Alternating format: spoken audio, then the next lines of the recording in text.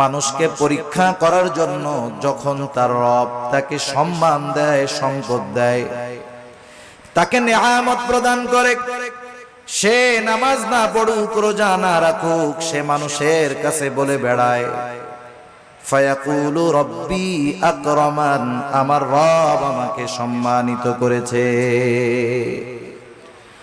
আল্লাহ তাআলা বললেন, আমি মানুষকে সম্মান, সম্পদ, নেয়ামত পরীক্ষা করার জন্য দেই, আর মানুষ এটাকে পরীক্ষা না মনে করে সে বলে আমার রব আমাকে সম্মানিত করেছেন।